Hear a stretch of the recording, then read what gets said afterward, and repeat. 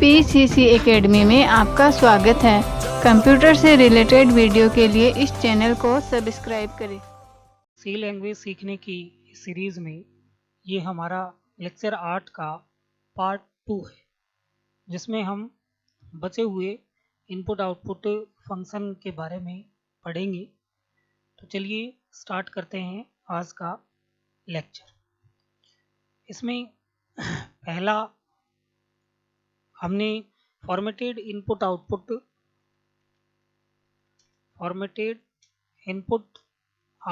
Function पढ़ लिए थे, जिसमें पहला था printf और दूसरा था scanf। आज हम अनफॉर्मेटेड इनपुट आउटपुट फंक्शन के बारे में पढ़ेंगे, जिसमें सबसे पहला है get ch, फिर get che, get char, फिर putchar, फिर gets एंड puts। ये सारे अनफॉर्मेटेड इनपुट आउटपुट फंक्शन है, अर्थात इन फंक्शन में हम अपने हिसाब से फॉर्मेटिंग नहीं कर सकते। पहले जो तीन फंक्शन हैं, पहले उनके बारे में हम एक एक पढ़ लेते हैं। get ch, get che and get char। get che एक सिंगल करेक्टर, ये सभी सिंगल करेक्टर इनपुट फंक्शन है।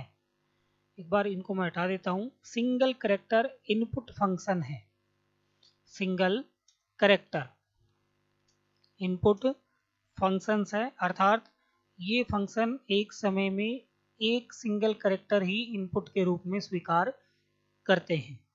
नंबर 1 आते हैं get ch। ये हमने कई बार पीछे के वीडियो लेक्चर में देखा है। लास्ट में हम get ch लगाते हैं। स्टूडेंट को इसका पूरा ज्ञान नहीं है, वो ये सोचता है कि इससे स्क्रीन होल्ड होती है। ऐसा नहीं है स्टूडेंट, हम इसका यूज इसलिए करते हैं ताकि स्क्रीन होल्ड रहे, लेकिन get ch का असली जो कार्य है, सही जो कार्य है, वो है एक करेक्टर का वेट करना। जब तक यूज़र स्क्रीन पर कोई करेक्टर एंटर नहीं कर देता, तब तक ये स्क्रीन को होल्ड रखता है। इसमें जो इनपुट करवाया गया करेक्टर है दिखाई नहीं देता है और उसका आउटपुट हमें दिखाई देता है। ये तीनों फंक्शन में एक एक अंतर होगा, तो ध्यान से इनको समझिए। पहले हम get ch का एक प्रोग्राम बना के मैं आपको दिखाता हूं। get ch dev cpp open करेंगे। अब इसको आपको यस करना है।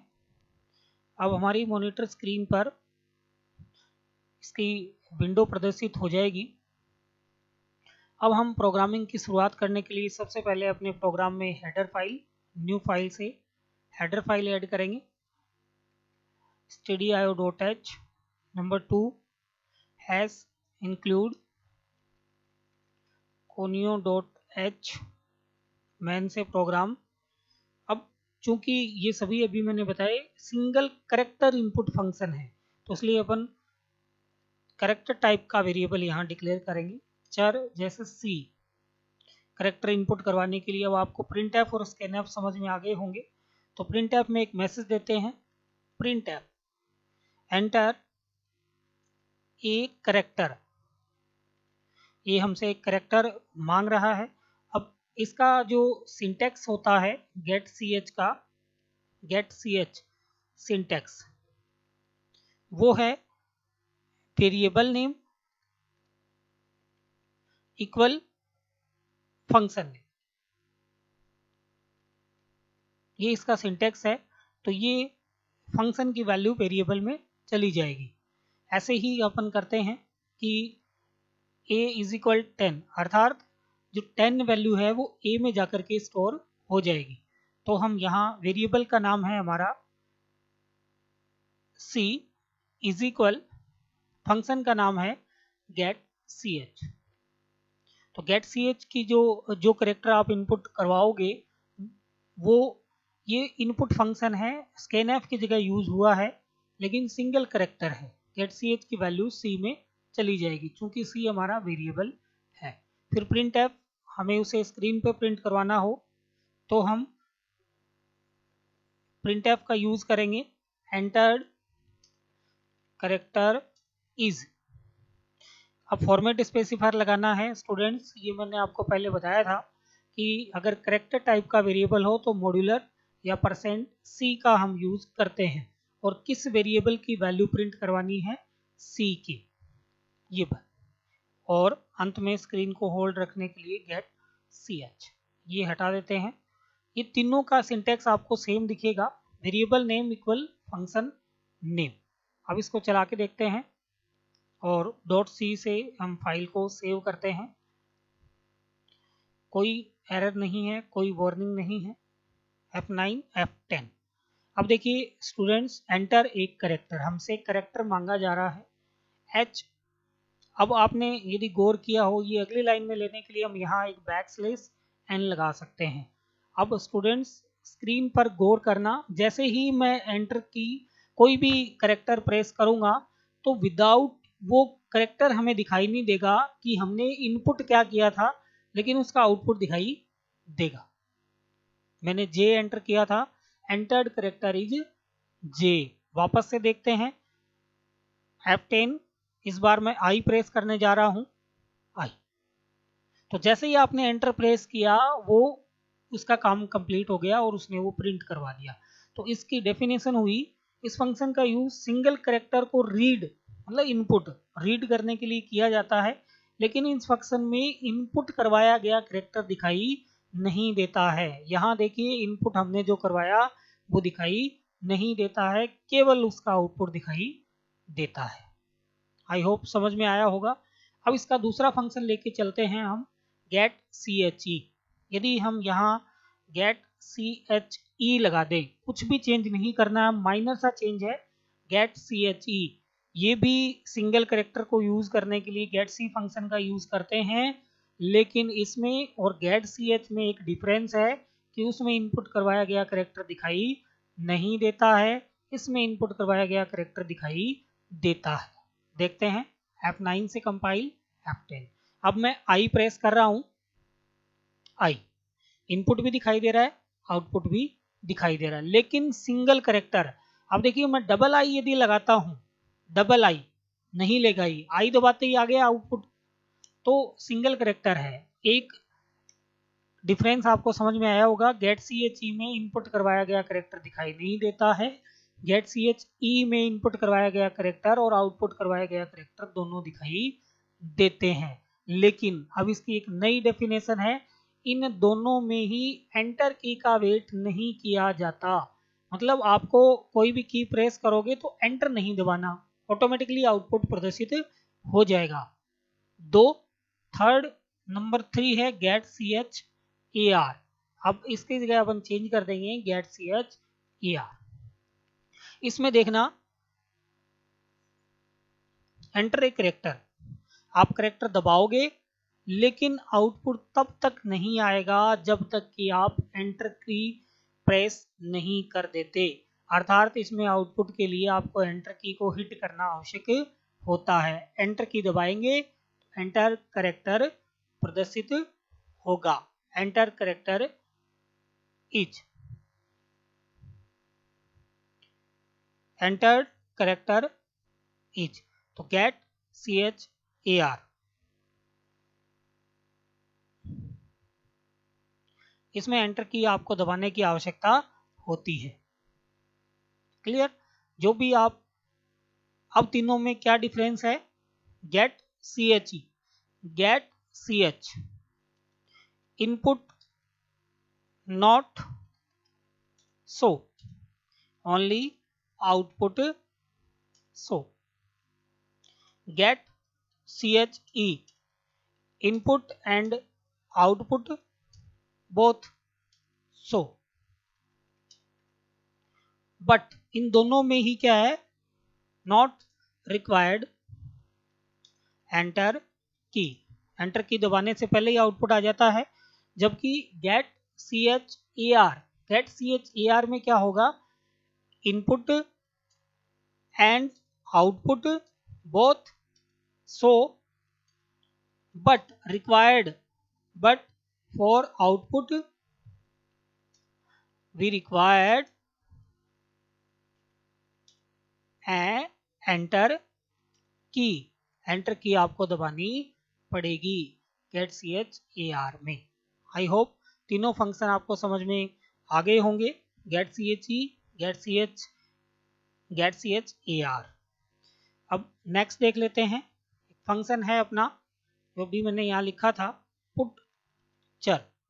पुट चर फंक्शन, ये तीनों सिंगल कैरेक्टर इनपुट फंक्शन है। अभी इसका आउटपुट हमने प्रदर्शित करवाया है थ्रू प्रिंटफ। अब अगला जो फंक्शन है पुट चर, ये स्टैंडर्ड आउटपुट फंक्शन है। इसके द्वारा जो भी हम get C H E, get C H A R में इनपुट करवाएंगे उस कैरेक्टर का आउटपुट प्राप्त कर सकते हैं। जैसे यही प्रोग्राम में हम प्रिंटफ की जगह इसका जो सिंटेक्स होता है पुट चर सिंटेक्स, पुट चर का सिंटेक्स होता है फंक्शन नेम ब्रेसेस में वेरिएबल नेम। तो फंक्शन नेम, अब प्रिंटफ की आवश्यकता नहीं है, यहाँ हम फंक्शन का नाम है हमारा पुट चर और वेरिएबल का नाम है सी। तो अब सीधा इसका आउटपुट स्क्रीन पर आ जाएगा। देख लेते हैं F9 F10, enter a character, कुछ भी आप करेक्टर प्रेस करोगे H। लेकिन ये फॉर्मेटेड नहीं है, इसमें हम मैसेज नहीं लिख सकते। जैसे अभी प्रिंटफ में लिखा था एंटर्ड करेक्टर इज, वैसे मैसेज नहीं लिख सकते। ये सिंगल करेक्टर आउटपुट फंक्शन है। इसी को हम गेट सी एच में यूज करके देख लेते हैं। गेट सी एच,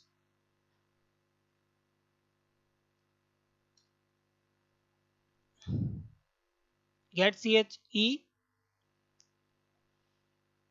जो भी आप आउटपुट, इनपुट आउटपुट दोनों आपको दिखाई दे रहा है। अब दो फंक्शन स्टूडेंट और बचे हैं। एक फंक्शन है गेट्स एंड दूसरा पुट्स। ये तीनों सिंगल कैरेक्टर इनपुट फंक्शन है और इन तीनों का आउटपुट प्राप्त करने के लिए सिंगल कैरेक्टर आउटपुट फंक्शन है। ये gets and puts string function है, अर्थात ये हमें एक से ज्यादा कैरेक्टर इनपुट या आउटपुट लेने हो तब हम इनका प्रयोग तो कर नहीं सकते, क्योंकि सिंगल कैरेक्टर इनपुट फंक्शन है। तब हम यूज करते हैं गेट्स एंड पुट्स का।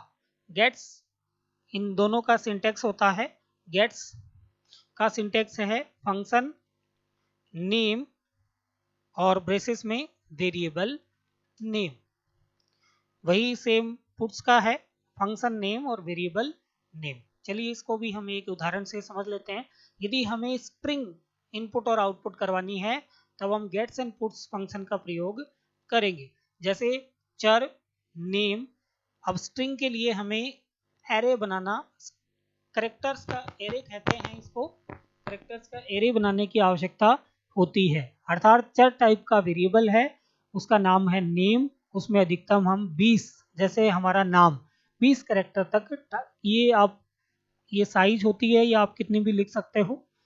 अब यूजर को एक मैसेज दे देते हैं प्रिंट एफ में एंटर योर नेम। तो नेम चूंकि एक से अधिक अक्षरों का समूह होता है इसलिए वह स्ट्रिंग हो चुका है। अब इनपुट करवाने के लिए स्कैनएफ की जगह हम, चूंकि स्ट्रिंग है गेट्स, फंक्शन का नाम है गेट्स, वेरिएबल का नाम है नेम, साइज यहाँ आपको नहीं देनी है। फिर प्रिंट एफ मैसेज प्रिंट करवा देते हैं न्यू लाइन में योर नेम इज, हमारा नाम प्रदर्शित करवा देगा, लेकिन किससे, पुट से नेम। अब देखिए ये सिर्फ यूजर को समझाने के लिए है कि आप अपना नाम डालिए, नाम आपने एंटर किया, आपका नाम ये है, किससे प्रिंट होगा, पुट से। देखते हैं यहाँ हमने ये यहाँ बताता भी है, अगर आप कुछ कोई एरर करते हो, expected semicolon before puts, before का मतलब है इसके पीछे। ये अभी एक एरर और आ रही है, वार्निंग है, एंटर योर नेम, जैसे Jagdish, your name is Jagdish. तो देखिए स्टूडेंट्स, एक से ज़्यादा करेक्टर भी हम स्क्रीन पर ले सकते हैं। इसके लिए हम यूज़ करेंगे गेट्स, एक से ज़्यादा करेक्टर इनपुट करवाने के लिए, पुट्स, एक से ज़्यादा करेक्टर आउटपुट प्राप्त करने के लिए। वार्निंग से कोई फर्क नहीं पड़ता है। PCC academy, PCC academy. तो आई होप अनफॉर्मेटेड, ये अनफॉर्मेटेड है, इसमें हम अपने हिसाब से मैसेज नहीं दे सकते, इसलिए हमने यहाँ प्रिंट एफ का यूज़ किया है। तो ये सभी जो फंक्शन है वो अनफॉर्मेटेड इनपुट आउटपुट फंक्शन है। आई होप सारे फंक्शन आपको समझ में आ गए होंगे। इनको बार बार इनका प्रैक्टिकल करके देखिए, हर प्रकार से इनके प्रोग्राम बनाने की कोशिश कीजिए। यदि फिर भी आपके समझ में नहीं आए तो कमेंट बॉक्स में लिखकर मुझे बताएं। और यदि आपको हमारे द्वारा अपलोड किए जा रहे वीडियो पसंद आ रहे हैं तो लाइक और चैनल को सब्सक्राइब ज़रूर करें और बेल आइकन भी दबाएं, जिससे नए वीडियो की जानकारी आपको सबसे पहले प्राप्त हो जाए। तब तक के लिए धन्यवाद।